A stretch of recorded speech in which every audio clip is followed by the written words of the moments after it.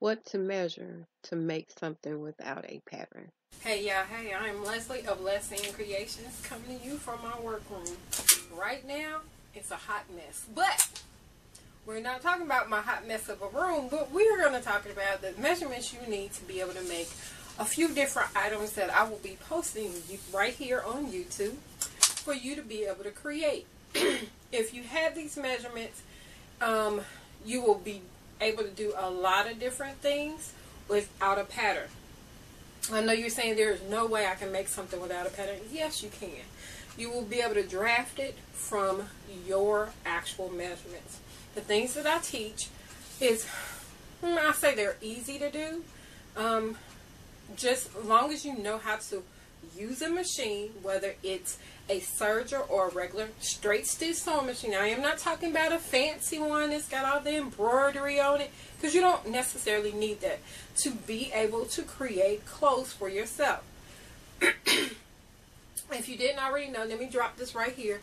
I have been sewing for majority of my life. I know I look young and cute and all, but I've been blessed to be taught at a very young age.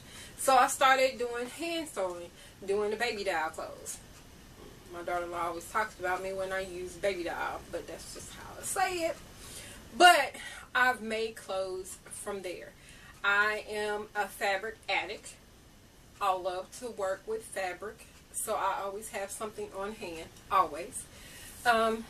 So I kind of learned how to draft clothes because I am a full girl, full size, full thick chick, and because of that, I've always had a problem. No matter what size I have been in my life, I've always struggled to find clothes to fit. It either had to be in pieces, and it still didn't fit the way I like it to fit. I kind of tolerate it. So for over the years, I would buy stuff and not be pleased by the fit, and it just, of course, pushed me more to create clothes for myself. Henceforth, why I have my own clothing line. But that's neither here nor there, because I'm not going to talk about that. But, so I am going to actually go through different measurements that will be helpful in creating some of the items. If you need additional measurement for that particular item, that'll probably be in that video. This is a basic overview of different measurements you will need to help construct the garments that I will probably teach you, or the ones that you'll see on my channel. So make sure you always like and subscribe so that you can be able to know when I drop new videos, which will probably only be once a week. Once I get started and get used to it, it'll probably be more. But right now, once a week. How about that?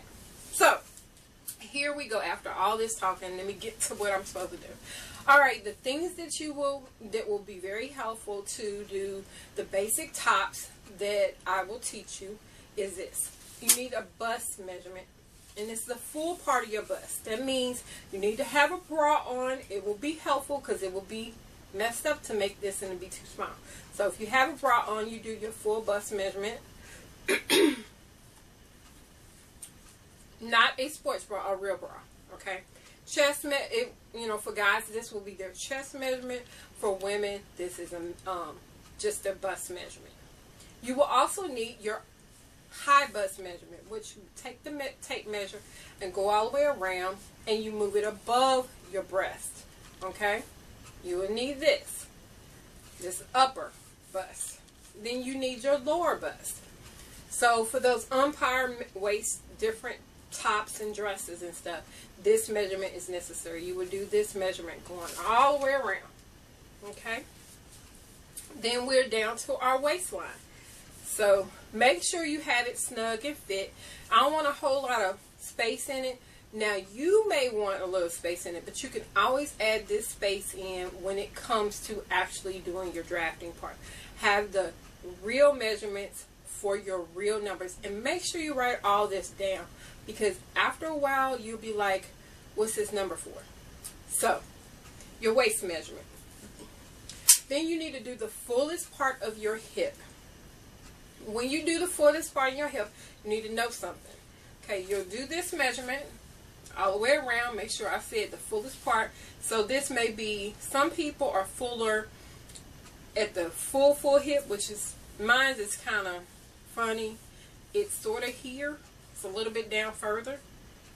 And you, if you're looking at the mirror, just to help you out, if you are looking at the mirror and you're looking at yourself and you see that you're fuller, like down below, make sure when you move it down below, if you have a butt, make sure you get the bottom part of your butt, because this will mess you up when it comes to making pants, okay?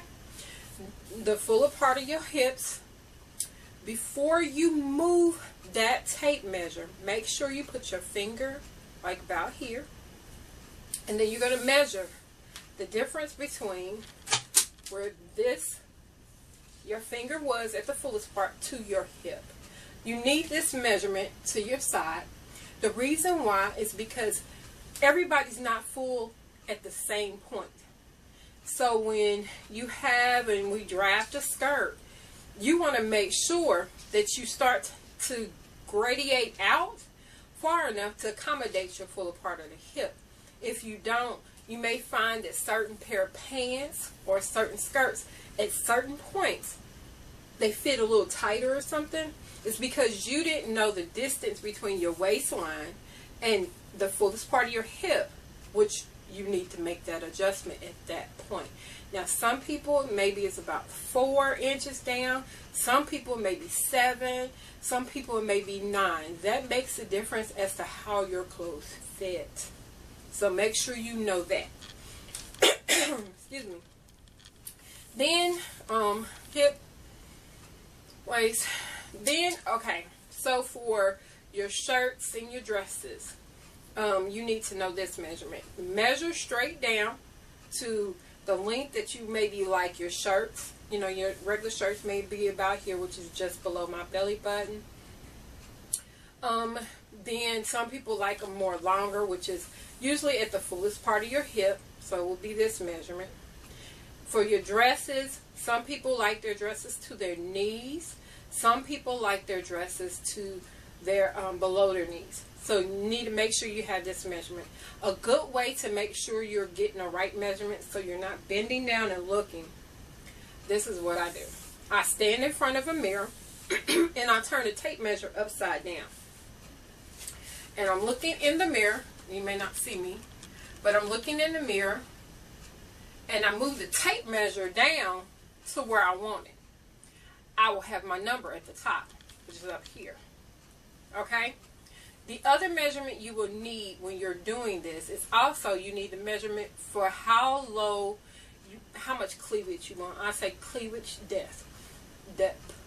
How much you want to show. So some people may only want to drop it down maybe about 7 inches down. Some people 10 inches down. It is up to you to decide. But you need this measurement. So those are the, and then you may need, the other one you may need, there's another one I have to do. Then you need your neck circumference. So those dresses that tend to fit you, or the t-shirts that fit you, like the tunics and stuff, or the sweatshirts and different things, you'll need that. And then your last measurements that you will probably need is the back measurement. Make sure you measure to the point where you need it, and how long you want your skirt or whatever else.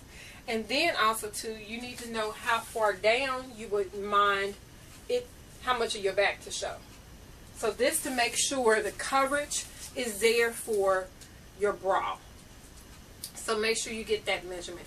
So those are the basic measurements you will need to at least make a shirt and a dress. You will need a few more measurements when it comes to making skirts and pants and stuff like that. And I will make sure I include that. I hope this has been informative to you and will help you out when you are creating your new garments. Also, remember that these same measurements can be used when you are using a commercial pattern as well. It'll avoid you from sewing it and then have to recreate it or rip it apart. So, hope this helps you. Thank you so much for watching. Make sure you like, subscribe, make your comments below as well. If this was helpful, if it wasn't helpful, if you need more information, I will be glad to help you out. Thank you so very much, and y'all have a wonderful day. Catch you the next time. Hooty hoo.